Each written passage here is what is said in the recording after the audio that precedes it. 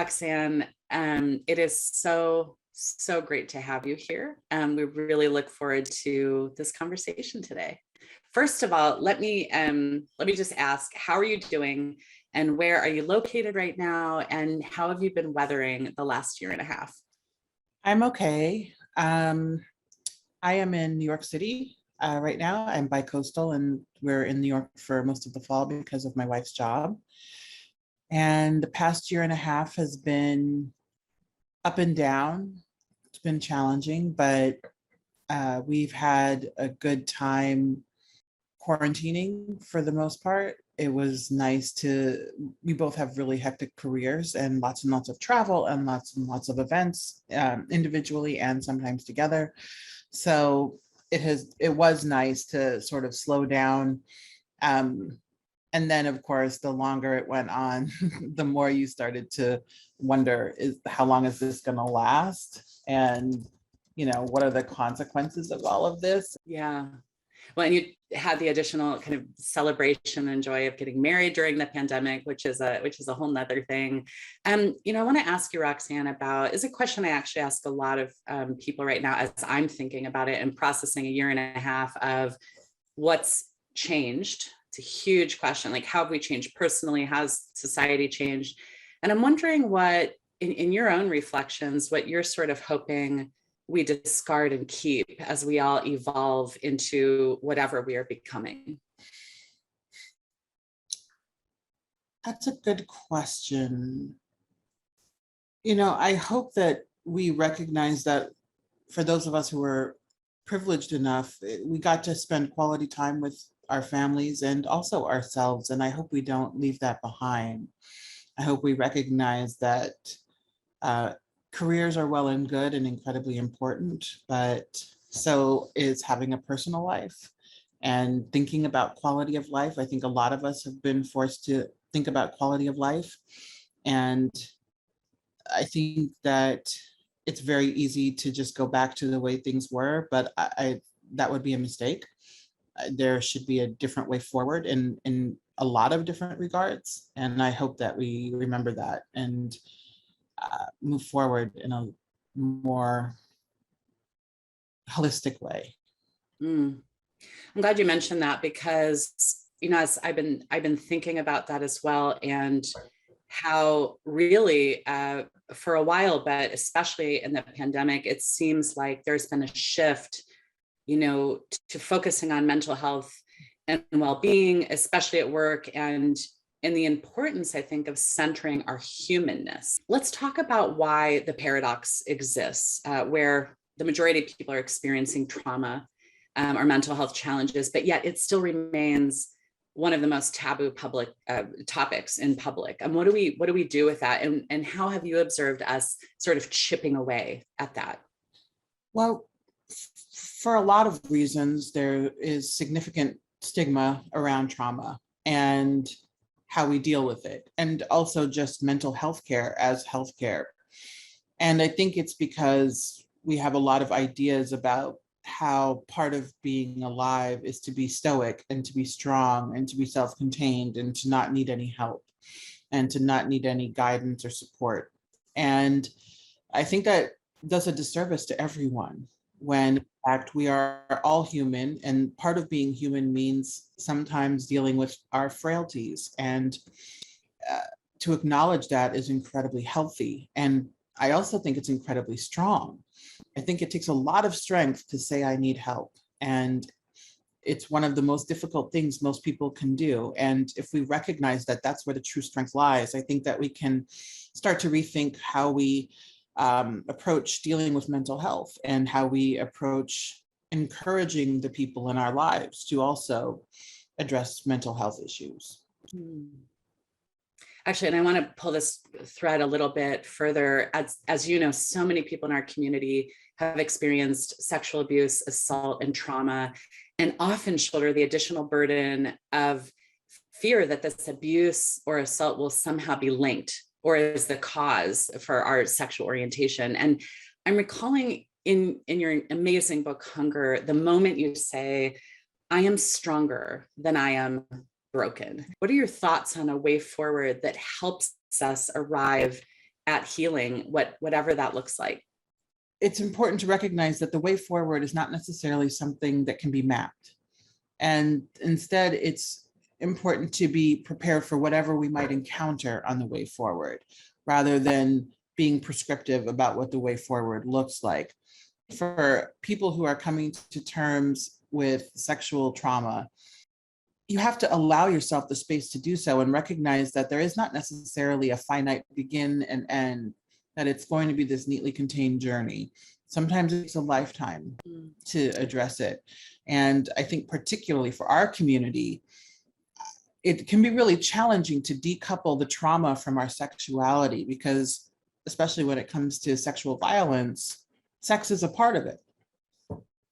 Even though we know that these crimes are crimes of people trying to use power in corrupt ways, but still, we have to find ways to just decouple those two things and allow ourselves to engage in healthy sexuality, whatever that looks like, and recognize that who we are and what we enjoy sexually does not have to be determined by the traumas that we have suffered.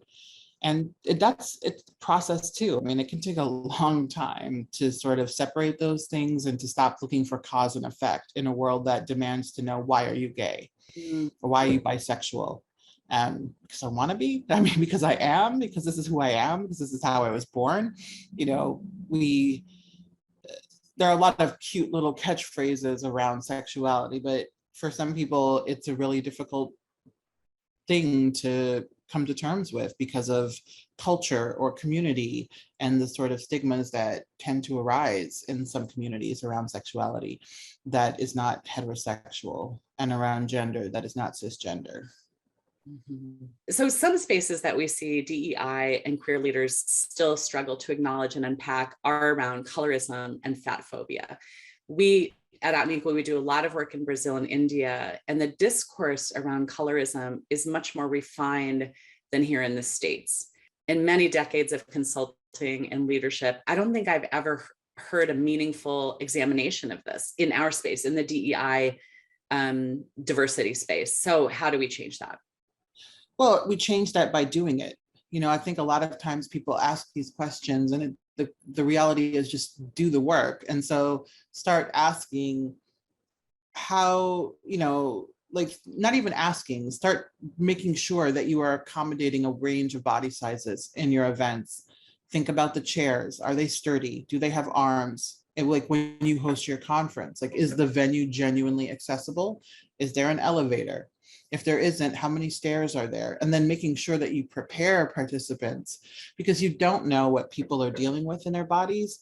And so rather than forcing them to disclose personal information, making sure that you can anticipate as many circumstances as possible goes such a long way. And it makes people feel included. It makes people feel seen.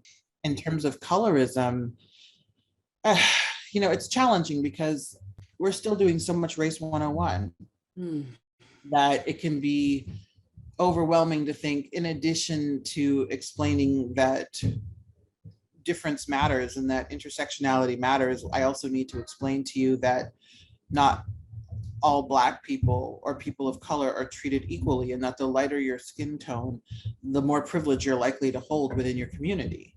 And oftentimes when you look at participants of color, they're generally light-skinned, and you rarely see darker skinned participants at events and in advertisements and in things like that. And so again, it becomes a challenge of, not even a challenge, it's a sort of a challenge that you have to meet to just make sure that when you're thinking about diversity, you're really thinking about the nuances of diversity, that it's not just these broad categories, that you also have to address some of the more nuanced categories. And you're not going to get it right all the time, every time, but I think making the effort goes a long way to allowing people to feel included and seen and understood. Yeah, making the effort. And persisting after making mistakes. So thank you for that. Talk to us about your very popular, and I'm a huge fan, Here to Slay podcast with Tressie McMillan Codum, which is advertised as Black feminist podcast of your dreams, which I love. Yes. I love that. Surprises, highlights, aha moments, challenges maybe, and how it's being received. You and Tressie certainly seem to be having fun with it, and there's a lot of brilliance in that laughter. I sometimes feel I'm listening to you all, and somewhere we're in the back corner having brunch, and all of us are kind of like 5 mimosas in, and I'm like with my most brilliant friends. Oh, that's a very kind thing to say. Thank you. Yes, a few years ago, I thought maybe I should enter the podcast space. I'm always trying new things. And there was only one person I really ever considered, and that was Tressie. She's brilliant. And now the whole world knows she's brilliant. And we work very well together. We complement each other in terms of our intellectual approaches to issues.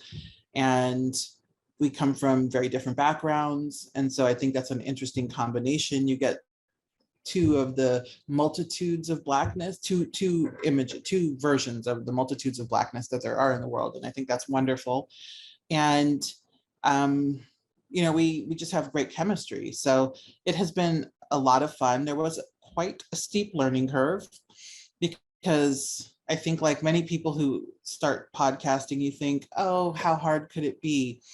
Famous last words. It's really challenging. Podcasts, when they're good, are well produced, and quite a lot goes into that production. And talk to us about some of your guests or conversations that took a different direction, or where really you and Tressie were kind of learning on the spot and reacting, and something very special emerged, maybe in a surprising way. I think one of the most interesting conversations we had was with the actor Gabrielle Union. And when she came that day to record, this was pre-COVID, it was clear she had just had a rough day. And we ended up having this incredibly authentic conversation about how professional Black women, and really Black women in any position, like we don't have the same job as our white counterparts. The kinds of things that we deal with are really challenging. And much later, we would come to find out that around that time was when she was having issues on America's Got Talent, and that she sort of had come from there that day. And it explained so much, but it was just a really great conversation because she didn't stick to, and she never has, in the times I've spoken with her, she didn't just like give sort of publicist crafted answers. She really talked to us and was really authentic, and she's brilliant. Fantastic. I'm going to go back and re-listen to that one, actually. Really good episode. Yeah. Roxane, you have so beautifully articulated your own journey and struggles with intimacy. What have the restrictions of COVID, along with the impact of different digital and social media formats, meant for how you see intimacy? For example, we were talking the other day about, I'm one of the folks who not only read your books, but then went on to listen to you. For example, just listen to Hunger Again on Audible, and therefore, you're speaking to me. I can hear your voice, and I feel to an even greater extent that you're talking to me and that we're connected. How are you seeing this evolve for you, and how you're connected to people who are taking your work in, and just how you see intimacy in general? Well, I think there are different kinds of intimacy, and because of the things that I write about, people tend to feel an intimate connection to my work, which it can be overwhelming because it also means that people tend to believe that they know me, when in fact I'm a really private person, and you know things about me, but you know what I've chosen for you to know about me. And so the deeper I get into my career, the more I have to continue to learn how to have boundaries, because people will try to break them down at every opportunity, but also just learning how to allow myself to be intimate with the people in my life has been something I've been working on for a few years, because I tend to be very closed off and very self-protective, but I have benefited from really great therapy. And my wife has really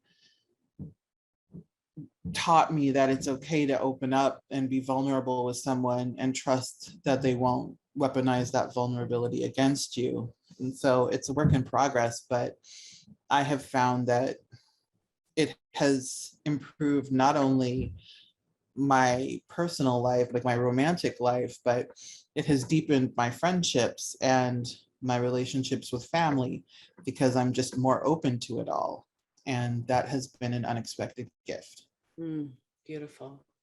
So I shared with you when we talked the other day that I identify as bisexual, pansexual, and queer. And the pansexual label became personally important to me, more important to me as I was reflecting and really proudly wanting to claim my attraction to masculine of center, butch identified women or others not on the binary.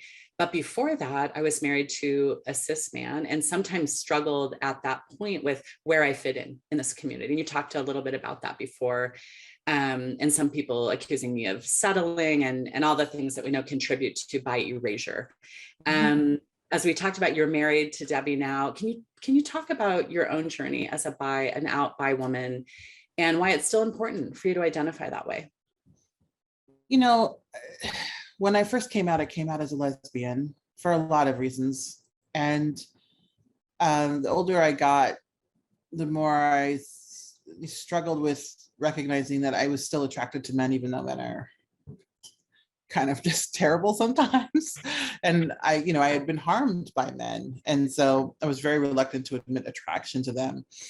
And then once I accepted that I was bisexual, it was good. And I think it's important to remind people that this exists and that sexuality is a spectrum and that my queerness is not diminished by the fact that I'm attracted to multiple genders. It's like, no, I just get to enjoy all of the rainbow and it's awesome. And at this point in my life, when it is not at all likely that I will ever be with a man ever again, because I am very happily married and very monogamous, it still matters. Just because I'm never going to be with a man again doesn't mean that I'm not bisexual. It just means I'm monogamous. And I think the more that people claim bisexuality, no matter what kind of relationship they're in, the more people understand that your sexuality is not predicated on who you are or aren't sleeping with at the time. It's more comprehensive than that. I often wonder when I'm thinking through this, what is going to be the gateway the thing that really unlocks all of us coming together within the LGBTQ community? Forget about the right wing or the conservative folks, but how can we start understanding each other really on a deeper level, accepting our differences, and maybe examining our own relationships, our own love relationships, to become more inclusive? I don't know. I think I understand why people tend to be biphobic. And I think a lot of it is a holdover from a time where, as queer people, we had to fight so hard for acceptance within ourselves, acceptance within our families, acceptance within our communities. And we worked so hard, and our ancestors worked so hard to fight for the civil rights, the very fragile civil rights that we have today. And so I think sometimes people see it as this diminishment of lesbian and gay culture. And I think the more that we have conversations and the more we recognize, no, this is not something that detracts from that. This is not something that makes people think that we're all walking around confused. In fact, it is a sexual identity and it's as valid and as legitimate as anything else. And I also think that it's important when people will think that we just want our cake and eat it too. Well, yes, and cake is delicious. I think it's important to push back on some of those standard rebuttals that people tend to offer when we talk about making sure that there's room for all of us who are queer at the table.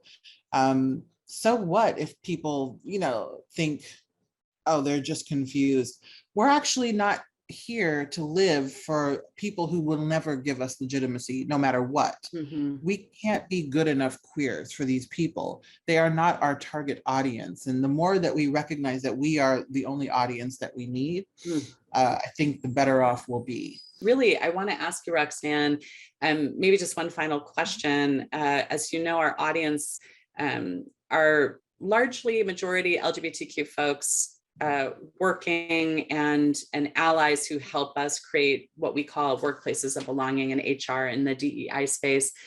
What can each of the thousands of people who are watching us today do to accelerate change? Any words of wisdom as we try to sustain and survive, frankly, coming out of this pandemic? The most important thing you can do is to stop talking about change and start enacting it. And I think when you task people to make changes in your workplace culture, give them a budget and give them a sustainable budget so that it's not just a temporary measure. And really listen to people about what they need. I think a lot of times, and I don't think there's bad intentions behind it, but I think a lot of times people in DEI and HR spaces sort of read the popular book and then think, I'm going to do what this book suggests. There are so many great thinkers out there. And so draw from a lot of different thinkers, but also just ask the people you work with, like, what do they think would be useful, instead of trusting some expert who knows nothing about your workplace culture. And then, of course, there has to be a system of accountability so that you hold the people with the most power in the organization accountable for the culture that they create and that they're supposed to improve. I think genuine commitment is really the way forward. It's like easier said than done. But I agree very much that we often let, I don't know, we get too complex, we make it too difficult, and it often can become an excuse for stopping or slowing down. So I don't think we could leave it at a better place, actually. Roxane, thank you so much. It's been a real pleasure to not only have you here today, but just to be continuing to follow what you're doing, what you're saying out in the world. I think you have had an extraordinary impact on so many of our community, talking about multiple topics, and some of which are really taboo, and that people feel very seen by you and appreciate your voice, including me. So thank you so much for being here.